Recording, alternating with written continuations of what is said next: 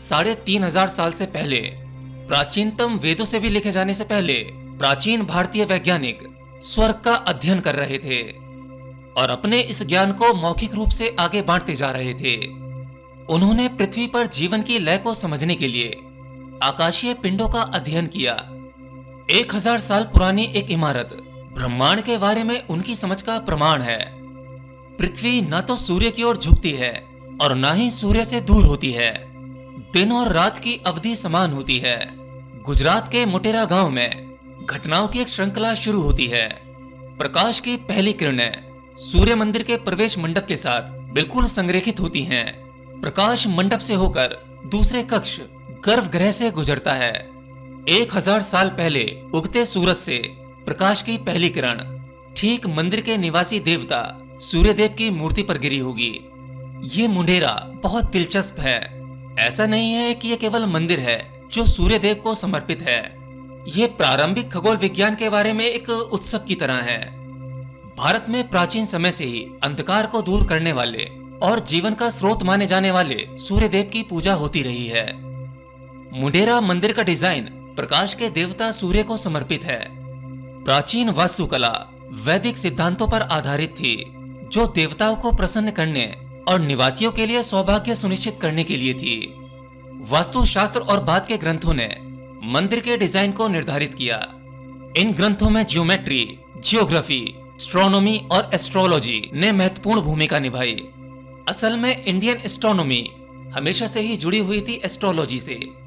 प्राचीन भारत में एस्ट्रोनॉमी और एस्ट्रोलॉजी को एक विज्ञान माना जाता रहा है, जिसका उपयोग खूब किया जाता था। न केवल किसी की शादी बल्कि राज्य की बाकी घटनाएं इन सितारों की समझ पर आधारित होती थीं। प्राचीन विश्व भर में गणित, खगोल विज्ञान और ज्योतिष पर विचारों का आदान प्रदान और इसका विकास हुआ। कुछ सबसे महत्वपूर्ण अवधारणाएं भारत में ही जन्म लेने वाली थीं।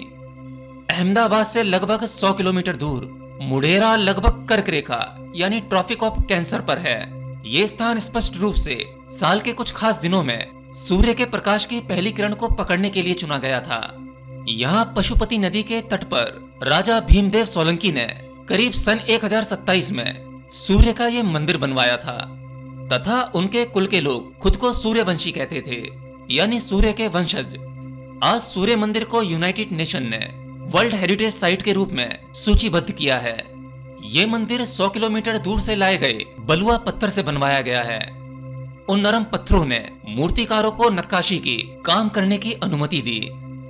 देवता, हिंदू पौराणिक कथाओं के दृश्य, उस समय के जीवन की छवियां और कामुक कला, ये सब इस मंदिर पर नक्काशी द्वारा दर्शाए गए हैं। पूर्व की ओर मुख किए हुए परिसर को 3 भागों में विभाजित किया गया है। सभी पूरी तरह से संरेखित हैं। पूर्वी छोर पर है सूर्य कुंड, फिर एक सभा मंडप या नृत्य कक्ष, अंत में गर्भगृह, पवित्र आंतरिक कक्ष, जहां सूर्यदेव की मूर्ति थी। माना जाता है सूर्य मंदिर का निर्माण उससे सदियों पहले लिखे गए खगोल विज्ञान पर पूर्ण भारतीय ग्रंथों से प्रभावित था, विशेषकर सूर्य सिद्धांत से। कुछ लोगों का मानना है इसे 1500 साल पहले महान गणितज्ञ, खगोल शास्त्री और कवि आर्यभट्ट ने लिखा था। इसके अनुसार पृथ्वी को सूर्य के चारों ओर घूमने में 365 दिन, 6 घंटे और 12 मिनट लगते हैं। ये आज उपलब्ध सभी तकनीकों के साथ की गई गणना उसके बिल्कुल निकट है। सूर्य मंदिर के सभा मंडप में 52 स्तंभ हैं, जो एक वर्ष के 52 सप्ताहों का प्रतिनिधित्व करते हैं। वर्ष के 12 महीनों के लिए सूर्य की 12 प्रतिमाएं हैं। सूर्य का रथ 7 घोड़ों द्वारा चलाया जा रहा है, जो संभवतः सप्ताह के 7 दिनों को दर्शाता है।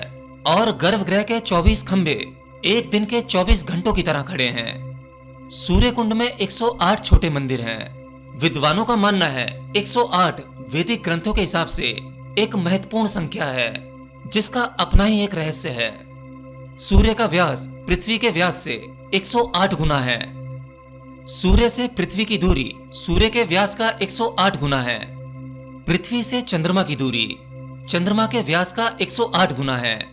हजारों साल पहले प्राचीन भारतीय ब्रह्मांड के रहस्यों की परतों को खोल रहे थे। 5वीं शताब्दी में आर्यभट्ट ने कहा था कि पृथ्वी अपनी धुरी पर घूम रही है और गोलाकार है।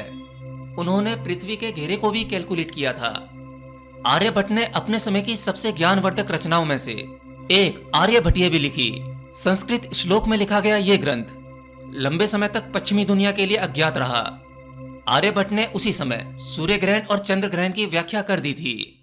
वो ये भी बताते हैं कि पृथ्वी और बाकी ग्रह सूर्य के चारों ओर कैसे घूमते हैं, यानी उन्होंने सूर्य को केंद्र में होने का संकेत दे दिया था। फिर उनके विचारों को अन्य विद्वानों द्वारा और विकसित किया गया।